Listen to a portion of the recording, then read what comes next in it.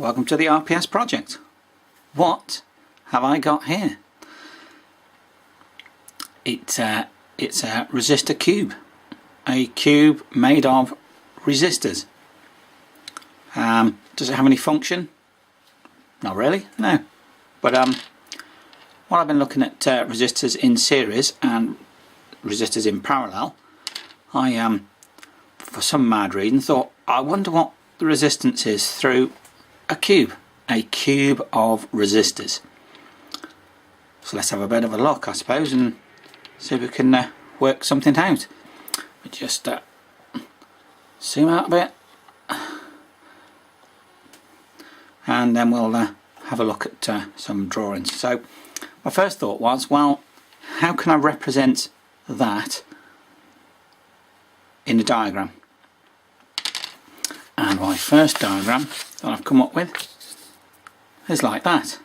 So if we take a first point there, coming off that first point, I've got 1, 2, 3, 1, 2, 3 resistors. So, but then that one connects onto there. It's got 2 coming off it, and that one's got 2 coming off it, and then they all sort of connect back up again on the other side. So if I take top and bottom, 3 coming off there, from the bottom 3 from there, and then a mishmash in the middle. And what I'd worked out is it's basically like this. That's the connections that I've got with this cube. The trouble is now is, well, what's the total resistance? How can I work out the total resistance of that and come up with the final figure? I've got these 3 are effectively in parallel, but they're in series with, that one's in series with that one and that one, but that one is in parallel with that one. Is that one technically in parallel with that one? Because it's in series with that one and that one. Bit of a muddle, really. So I redrew the cube in a slightly different way. The difference being is that what I've effectively done is taken these 2, and that's that and that, and then I've moved this resistor and its connecting ones over to the edge, like so. It was there, moved over, so I can now see that what I got from this original one is effectively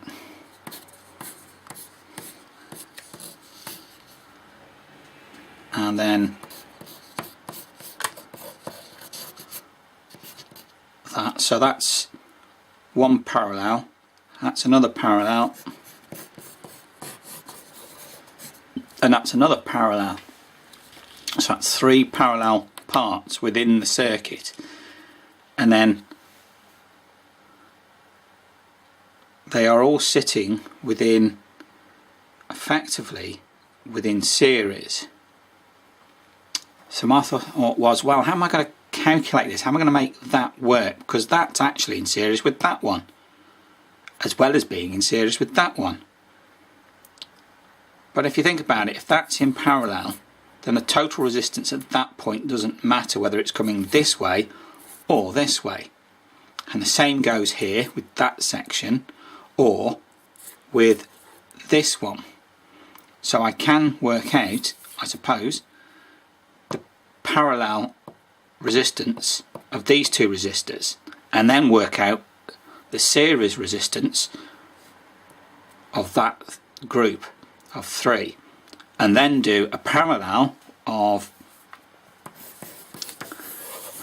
that, which actually isn't right if I do it on here. I do a parallel of 3 parallel circuits. Oh, it looks a bit mad. So well, let's do some calculations.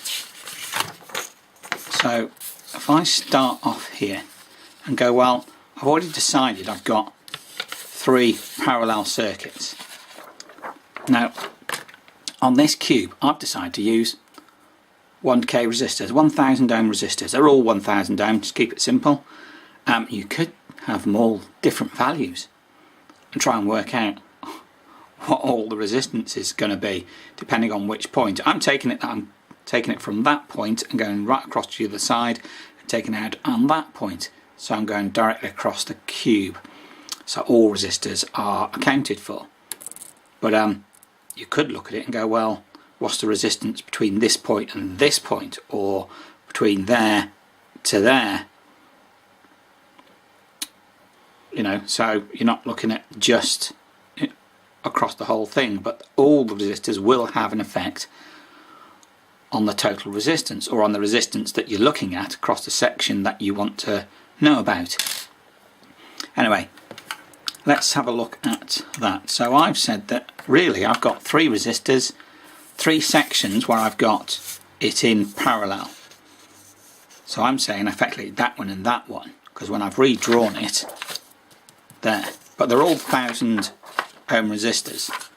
Well, that's 2 resistors in parallel, which of course is R total. It's 1 over R total equals 1 over R1 plus 1 over R2, or R total equals R1 times by R2 divided by R1 plus R2, which is the way I'm going to, the equation I'm going to use, because we do only at this moment in time have 2 resistors to worry about. So the first 2 resistors are both 1000 ohm, R1 and R2. So 1000 times by 1000 divided by 1000 plus 1000 R total.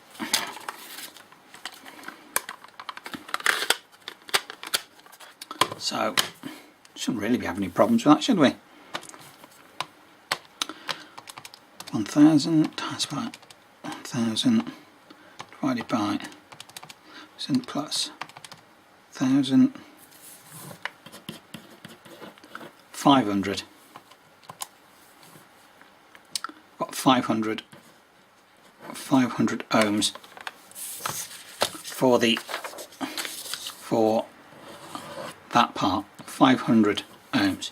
Now we're saying that it's also in series, but because it's in series either that way or that way, either one doesn't matter. They're both going to work in the same way that that one will come through there or through there. So we effectively have just 3 circuits, 1, 2, or 2, and then 3.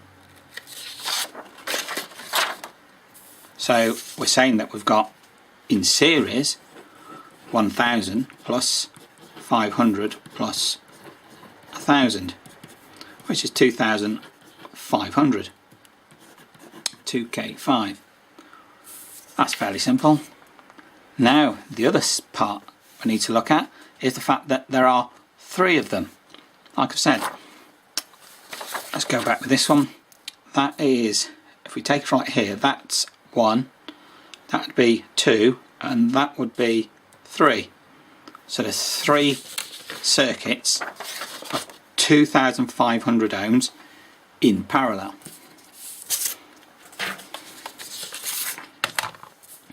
So we've got, now this time because we've got 3, we're going to have to do R total, 1 over R total equals 1 over R1 plus 1 over R2 plus 1 over R3. So first of all, 1 over 2500. Now we can very easily do this by doing that times by 3, because they are all the same. We haven't got different resistors all over. I've used the same resistance in the whole cube. So 1 divided by 2500 and then times that by 3, that equals 0.0012. And of course, to get the final figure, it's 1 over 0.0012, and that'll be 1 divided by 0.0012, 833 ohms.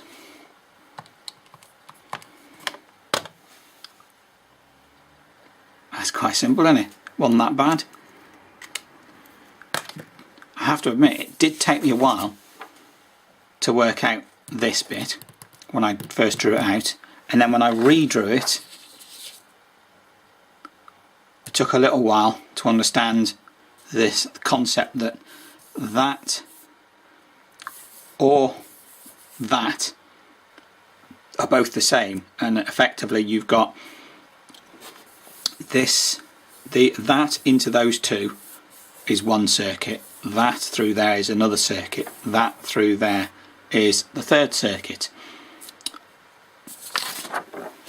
But let's see if I've got that right. Let's actually get the multimeter out and have a look and see if it is 833 ohms across the whole cube. Multimeter. Go around to that setting. Let's take the ends off. Gonna go contact. So from that point across to that point, 832, because it's a 1% tolerance. There you go. That's not bad, is it? So I've managed to calculate the resistance across the whole cube, because these are all in parallel and series. But if I put this across one resistor, even though it's a 1000 ohm, I'm getting 583, not 1000. I'm not even getting like 500 being half, 583 ohms. And why is that? Because you're not only just putting it across there when you're measuring it, this is also measuring, that multimeter is measuring it round that way, and I presume it's going to be measuring it round that way. And obviously the way those circuits work mean that you're going to have to include all that resistance. You're going to have to calculate the different resistances for those different circuits and how they're going to affect my measurement effectively across one resistor. A bit like doing this across two resistors. 750 ohms. But I've got two resistors of 1000 and two resistors of 1000 there. That's 2000 in parallel. You would expect it to be, I don't know, what, 1000 is that? I've got 750 ohms. So again, it's not just the fact that it's measuring resistance around there and those two being in parallel. I've also got the rest of the circuit affecting that measurement. I suppose if you want to have a go at measuring that and doing your own cube and having a look and sit there and calculate what all those different combinations can be, depending on where you want to measure, across one, across two, across the whole cube, you're going to come out with different calculations. So feel free on doing that, calculating those different calculations. And the other thing obviously is how much current and power this uses, which is it's not what I'm going to do on this. If you want to do that, please feel free to do it. Put some answers in the comments and let me know what you come up with. But yeah, resistor cube did make me think a bit, especially about resistors in series and parallel, because obviously you wouldn't ever come across anything like that in a circuit, especially not three-dimensional cube like that. But it can certainly get your mind thinking about resistors in series and in parallel within the same circuit, and that it's not always as simple as it looks. So yeah, please have a go on your own. So there we go, resistors in series, resistors in parallel, even resistors in a cube. So if you like my videos, give us a like, and subscribe, and I'll be making more videos. Feel free to make comments as well. I'm always open to suggestions, and I like to say, comments about the cube, very much appreciated. So catch you next time.